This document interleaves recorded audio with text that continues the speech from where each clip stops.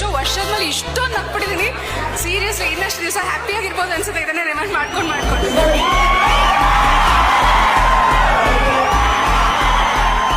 ತುಂಬಾ ಸ್ಟ್ರೆಸ್ಸು, ತುಂಬಾ ಈ ಟೈಮಲ್ಲಿ ಇರೋ ಕಾರ್ಪೊರೇಟ್ ಫೀಲ್ಡ್ ಅವರು ದಯವಿಟ್ಟು ಬಂದು ಈ ಮೂವಿ ನೋಡಿ.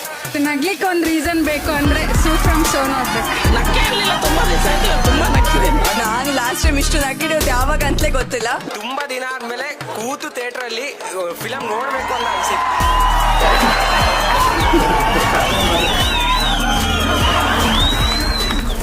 ಈ ತರ ಫಿಲಂ ಮಾಡಿದ್ರೆ ಯಾರು ಬಿಡಲ್ಲ ಸರ್. ಬೀಳ್ತಾರ ಎಪ್ಸೋಕಂತಾನೆ ಹೊಸಬ್ರು ಬರ್ತಿರೋದು. ಸಿನಿಮಾ ನೋಡಿ ನನಗೆ ತಲೆನೇ ಕೆಟ್ಟೋಗಿದೆ. ಯಾವ್ದಾದ್ರು ಒಂದು ತಪ್ಪು ಹುಡುಕ್ಬೇಕು ಅಂದ್ರೆ ನೀವು ಆಗದೇ ಇಲ್ಲ, ಅಷ್ಟು ಚೆನ್ನಾಗಿದೆ ಸಿನಿಮಾ. ನಗಾಡಿ ಸಾಕಾಗೋಯ್ತು.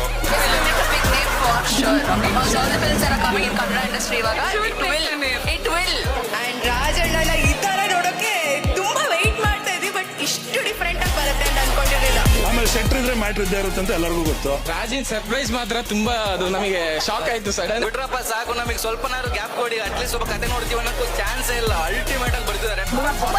ತುಂಬಾ ಚೆನ್ನಾಗಿದೆ. ಮೂವಿನ ದಯವಿಟ್ಟು ಮಿಸ್ ಮಾಡ್ಕೊಂಬಿಡಿ. ಅಂಡ್ 1 ಸೆಕೆಂಡ್ ಮಿಸ್ ಆದ್ರೂ ಒಂದು ಪಂಚೆ ಮಿಸ್ ಆಗ್ತಿತ್ತು. ಡೈರೆಕ್ಟರ್ ಸೂಪರ್ ಆಗಿ ಡೈರೆಕ್ಟ್ ಮಾಡಿದ್ರು. ಫಸ್ಟ್ ಫಿಲ್ಮ್ ಅಂತ ಅನ್ಸಲ್ಲ, ಅಷ್ಟು ಚೆನ್ನಾಗಿ ಮಾಡಿದ್ದಾರೆ. ಇಂಥ ಡೈರೆಕ್ಟರ್ ಬರಬೇಕು. ಈ ಫಿಲ್ಮ್ ನ ಸಪೋರ್ಟ್ ಮಾಡಿದ್ರೆ ಮುಂದೆ ಇನ್ನೂ ಒಳ್ಳೆ ಸಿನಿಮಾ ಬರುತ್ತೆ. ಪ್ರಮೋಷನ್ ಅವಶ್ಯಕತೆನೇ ಇಲ್ಲ. 25th ಆಬ್ವಿಯಸ್ಲಿ ಎಲ್ಲ ಥಿಯೇಟ್ರಿಗೆ ಬಂದು ನೋಡ್ತಾರೆ.